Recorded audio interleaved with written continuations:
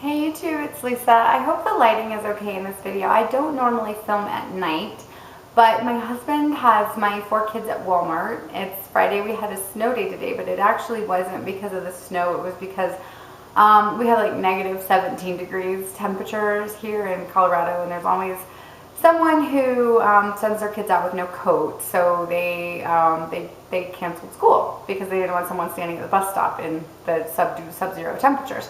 So my husband didn't take them out on unsafe roads, but he just he took them to get cat food, kitten food, because we have 2 new kittens. That's a long story, but yes, we have 2 new kittens. We're officially at max capacity animal-wise because that gives us 4 cats, which I feel is pretty much one shy of us being like crazy cat people. No, if you have 5 cats, I don't think you're a crazy cat person. I just mean for our lifestyle, we're at max capacity. Plus, yeah, we have other animals. But anyway, that's a long story. But this video, I wanted to kind of finalize some of the stuff that I've been doing for my egg quality, because there's one subject that I really feel like I didn't spend the time that it deserves. And I also wanted to talk about sperm quality, because that is also something that we've kind of focused on. It's not been the main focus, but it has been a focus. And I want to talk about my first couple days on Clomid. So a lot to say, and hopefully the roofing guy won't come while I'm talking, because he's supposed to come get a check or whatever. We just had our roof done, and I figured he'd probably show up right after I started this video. So anyway, so just in case the roofing guy comes, I'm going to go really fast, and there might be a stop in the middle of this video. We'll see. Okay, so the thing that I feel like I haven't spent enough time on is I've spent all this time talking about the supplements, and I've been taking the aspirin and the CoQ10 and all these different things, and I haven't really focused on the diet aspect of it. So it's been kind of a complicated thing for me, because I've been trying really hard to lose my weight that I had from the back-to-back miscarriages, while at the same time eating really healthy and trying not to super count my calories to the point where I didn't want to eat that, have that extra smoothie or whatever that would really help my eggs. So it's been kind of a tough thing. And then lately I realized, because I realized that now it's been about 2 months since I had my miscarriage, and my last miscarriage, and I am just now starting to lose the weight. So I actually realized that your body does really need that 6 to 8 weeks after a pregnancy before you can start losing weight. Now the insult to injury part of that is that I am now about 6 days away from trying to conceive again. So yeah, so I've been trying really hard, and now the weight is actually starting to come off, and I'm going to try to get pregnant again. Story of my life. But of course I really want to get pregnant, so I will just deal with being 15 pounds heavy while I'm pregnant if I do get pregnant. But anyway, kind of back to the diet thing. I covered all these things, and I have been eating the Nutrisystem meals, but I've been really including a ton of vegetables, and with the proteins that they give you in the carbs, I'm not choosing the breads, I'm always choosing the fruits, and with the carbs, I'm always choosing a really healthy, so that's with the carbs, and then with the proteins, I'm choosing a really healthy vegetarian protein. But what I've also been doing is I've been doing a fertility smoothie in the morning, and so that is just all the stuff that's supposed to be really good for your eggs. I used to put maca in it, but I'm not taking maca anymore, but I just put fruit and vegetables and tons of, really pretty much any vegetable. I don't like tomatoes in it because I think for some reason I taste them, but I put kale and spinach. Sometimes I even use frozen spinach. I use frozen strawberries, I use blueberries, I use cherries, whatever, because I get those big frozen bags of organic cherries at Costco. So yeah, they're really good. And the thing is, a green smoothie, even though it looks really gross, it tastes really good. And the other thing that I had read a lot about for fertility is avocados. So I've also been putting a 1/4 slice of avocado in there, which that is a lot of fat. So that's probably not helping my weight loss. But anyway, so I've been making a fertility smoothie. So I'm making sure that I get all of, that I'm getting 10 servings of fruits and vegetables before I even start my day. And that kind of also leads into the sperm quality, because my husband is really awful about eating his vegetables, and he's really, he is just not, he could live on Diet Mountain Dew and M&Ms. Not M&Ms, that's me that could live on M&Ms. He could live on Diet Mountain Dew and Doritos. So, but he's not anymore because we're trying to get pregnant, so he's been really good about it, but it is still really hard for him to get his vegetables. So I have been making him not making him, he's been volunteering, but I've been making a big smoothie, and then we've been splitting it in the morning. So he's getting all of his vegetables. So I know that if he doesn't eat vegetables at dinner, which he normally does because he has to set a good example for our kids. But if he doesn't eat enough vegetables throughout the day, I know he already got those. So I guess that's it as far as egg quality, and I'll keep going. The fertility smoothie was all I wanted to talk about as far as egg quality. And then I'm on to sperm quality, which, I'm trying to make his eating habits healthier. He's never been a coffee drinker or a tea drinker, but he has always been a Diet Mountain Dew drinker.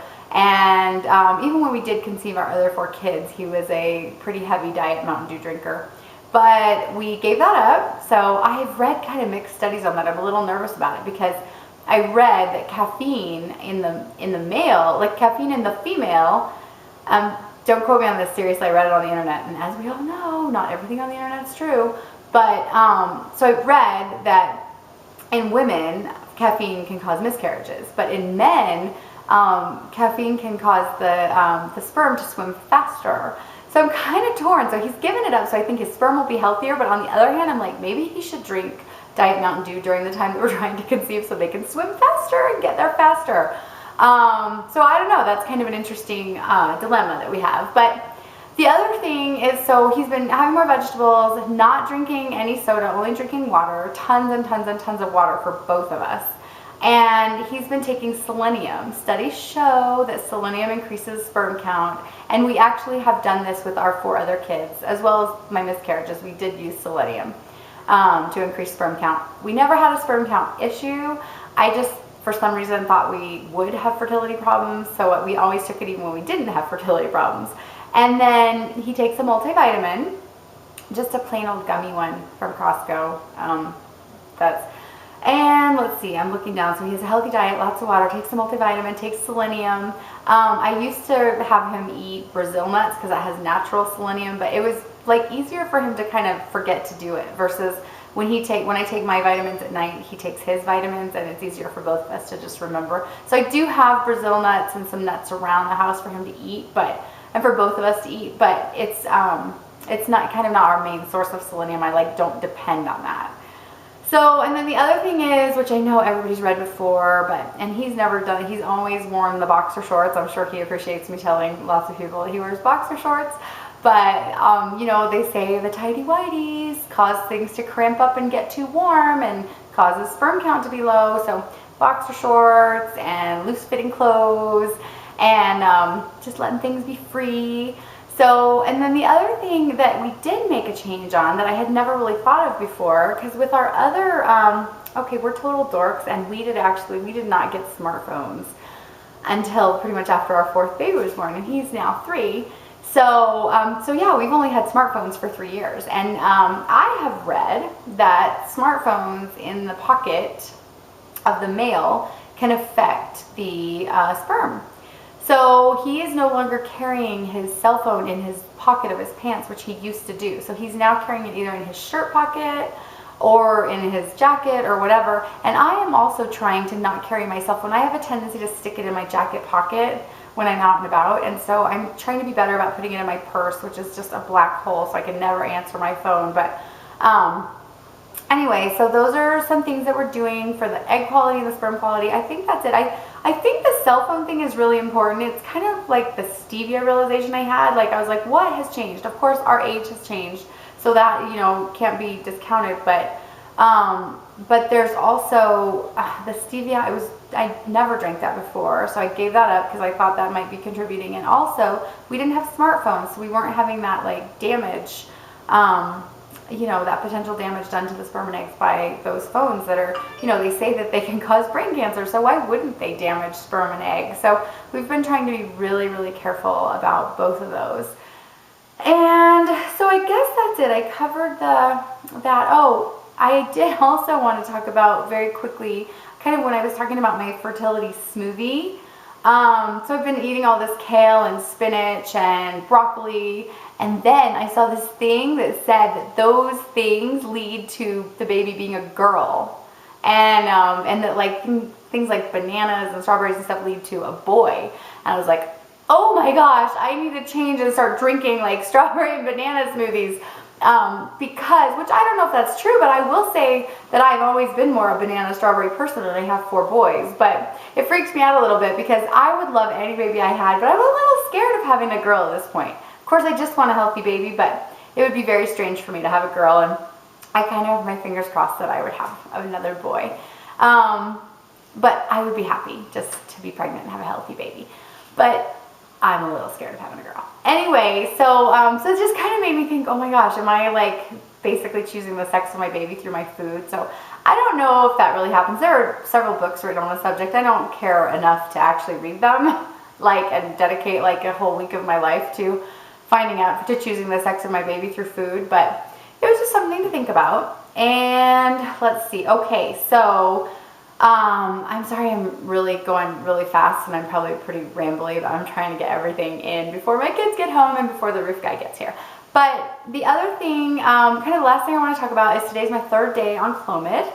And I had heard all sorts of like crazy stories about the side effects of Clomid, and I might still get those, but so far my first day on Clomid was totally normal. I didn't notice anything. I didn't notice anything different. I took it in the morning. Later, after reading the bottle, I probably should have taken it at night because it says it can make you dizzy or drowsy. Well, it didn't make me dizzy or drowsy, so it was okay. But I took it in the morning, and then the next day I took my second one in the morning, and because then I didn't want to switch times because then they'd be too far apart or whatever. And so I took it in the morning, and then that night for the first time, I got like a sudden like hot, sweaty feeling, like almost like a hot flash, like whew, and then that was the first time I remembered, oh, I'm taking Clomid, because I was like, what the heck was that? I mean, I was like sweating, and now I've heard that it makes you completely psycho, and I am prone to that. Like, I have definitely been prone to like kind of being the psycho pregnant woman, and I've also been prone to being, with 2 of my kids, I had pretty severe postpartum depression, so I thought, oh my gosh, if anybody's going to be psycho from this, it's going to be me, because I do tend to kind of lean towards that, more of that kind of emotionally ruled up and down side of things. And but so far I don't think so, unless I'm so crazy and so psycho that I don't know. But my husband knows that he's supposed to tell me, even though he's probably scared, because I told him I don't have a handle on it. Like, I don't have a handle on the hormone thing. So when I'm pregnant or taking drugs, he is supposed to like help me keep a handle on things and tell me. So anyway, so the second day, sorry about that. So the second day, I just had this like little hot flash, like, and then the 3rd day, which was today, I did have 2 more of those like heat waves. And last night, I like sweated through the night. It's just like what happened to me after my miscarriage. I like sweated through the night. So sweated, yeah, sweated. I sweat. I had a lot of sweat at night. I don't know if that's grammatically correct. Anyway, so yeah, so I had night sweats pretty much, and then just kind of these occasional sweats. And then today, I did feel like I might be a little bit, so today's number 3. It did feel like I might be a little short with my kids and maybe a little more tired than usual. But in Clomid's defense, I have, my 3-year-old just got over croup, and 2 of my kids have a stomach bug, and I got hit with a stomach bug this afternoon too. And my husband is gone with, was gone with National Guard, so maybe that was making me a little short too, because there's just a lot going on, and everybody's tired, and I really was kind of done cleaning up my last thing of puke. And I love my kids, and I don't mind cleaning up their puke at all, but there comes a time when you're just kind of done. And I think, so I might have been a little short because of that. So I guess that is it. And I am going to start focusing on, as it comes into the baby dance time, I am going to start focusing on the things I'm doing for that. I have a couple different things that I actually do or will be doing during that process, and I will show them to you. So anyway, all you trying to conceive mamas and papas out there, have a great day, and I will talk to you soon.